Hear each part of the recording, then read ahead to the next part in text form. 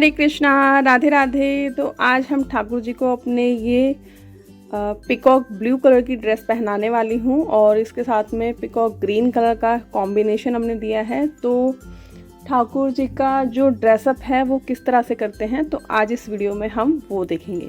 ये मैंने ठाकुर जी को इनका इनर पहना दिया है और अब जो ये धोती है तो ये मैं पहनानी भी एक तरीके से आपको सिखाऊंगी।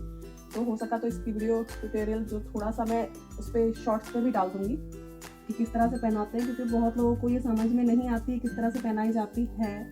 तो इसीलिए अब ये देखिए, बहुत से ऐसे ही इसे छोड़ देते हैं, बट ऐसे नहीं छोड़ना है। इसे हम कवर करेंगे यहाँ से इस तरह से। ये देखिए, मैंने यहाँ से इस तरह से इसे पकड़ लिया है और यहाँ पर एक सेकंड, ये मैं दोनों पल्ले यहाँ से पकड़ के ऑल पिन लगाऊंगी और ऑल पिन इस तरह से लगाने है कि ठाकुर जी को बिल्कुल भी चुभे ना। तो इसका लुक ना पेंट से भी ज्यादा अच्छा आता है। और मैं सच बताऊं, मुझे पेंट का लुक इतना अच्छा नहीं लगता जितना इस धोती का लगता है, या तो इस धोती का या स्टोन वाली। और मुझे पेंट का लुक बहुत कम ही मैं बनाती हूँ और बहुत कम ही मुझे अच्छा लगता है। अब मैंने ये वाला जो ठाकुर जी का पाँव है ये मैंने सेट कर दिया है। अब बिल्कुल इसी तरह से जो ये वाला उनका पैर है ये भी हम यहाँ पर सेट कर देंगे।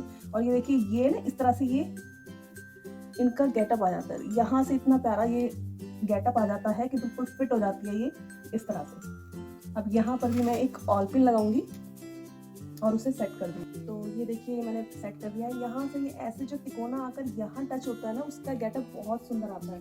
तो इसीलिए मैं ज़्यादा जो कमर कांचनी बनाती हूँ तो वो मैं धोती के साथ बनाती हूँ। और अब ये हम बनाएंगे यहाँ पर कमर कांचनी ठाकुर जी को। अब इस कमर कांचनी का एक पल्लू मैं यहाँ सेट करूँगी। यहाँ से जो ठाकुर जी की बाजू है और बाजू का ये वेलवेट पकड़ूंगी और इस कमर कांचनी के पल्ले के साथ उसे ऑल पिन लगा दूंगी। तो मैं श्रृंगार के साथ हमेशा ऑल पिन का पत्ता ये लेकर बैठती हूँ, क्योंकि जब भी श्रृंगार करती हूँ तो ऑल पिन की ज़रूरत सबसे ज़्यादा पड़ती है। सेफ्टी पिन से श्रृंगार नहीं इतना अच्छे से हो पाता है, तो इसलिए ऑल पिन की ज़रूरत हमेशा। आप ऑल पिन का इस तरह का ये डब्बा आता है तो वो ले आइए, तब जब भी ठाकुर जी का श्रृंगार करें तो आपको ईजी रहेगा। तो अभी मैं सेट कर लेती हूँ। यहाँ से भी मैं इस तरह से सेट कर लूँगी। इसको मैंने इस तरह से सेट कर लिया और आप देख रहे हैं कितना प्यारा ये जो ठाकुर जी का ये घेरा है ये इस तरह से बहुत बहुत प्यारा लग रहा है। और अब हम ठाकुर जी का करेंगे पटका सेट। तो पटका सेट करने के लिए मैं यहाँ से इस तरह से इस पटके को भी कमर कांचनी के बिल्कुल इस तरह से साइड लेके जाऊंगी और इस तरह से कर दूंगी। और यहाँ पर जो घेरा है मैं वहाँ भी एक ऑल पिन लगा दूंगी। ये देखिए, ये मैंने पटका यहाँ से घुमाया और यहाँ पर इस तरह से सेट कर दिया है। तो ये अब बिल्कुल भी नहीं हिलेगा यहाँ से ये, और यहाँ से ये भी हमारा ये सेट हो गया है। एक ऑल पिन यदि हम यहाँ भी लगा देंगे तो ये घेरा भी हमारा बिल्कुल इस तरह से सेट हो जाएगा। तो एक ऑल पिन मैं लगा देती हूँ और फिर लगाती हूँ। आज मुझे ड्रेसअप करने का काफ़ी टाइम से मेरे पास मैसेज भी आ रहे थे, क्योंकि जो ड्रेस लेते हैं तो उन्होंने कहा भी था कि मैडम आप ड्रेस किस तरह से सेट करते हो, प्लीज़ एक बार वीडियो में वो बताना। तो मैं आज आपको सिर्फ ड्रेसअप करना इस वीडियो में बताऊंगी। श्रृंगार तो नॉर्मली काफ़ी सारी वीडियोस में मैं बता चुकी हूँ, तो मैं ड्रेसअप किस तरह से करती हूँ वो ड्रेसअप करना आपको बताऊंगी।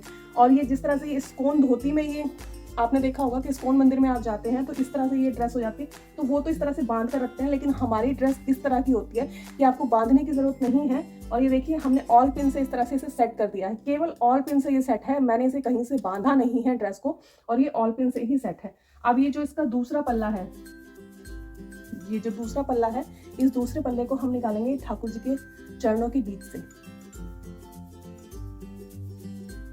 देखिए, ठाकुर जी के चरणों के बीच से मैं इस दूसरे पल्ले को निकालूंगी और ये भी हमारा इस तरह से, ये पल्ला भी आप कई तरह से ये सेट कर सकते हैं इस पल्ले को। और चाहे तो आप इसे यहाँ पर इस साइड भी सेट कर सकते हैं, चाहे तो इसे पैरों में से इस तरह से निकालकर यहाँ भी सेट कर सकते हैं।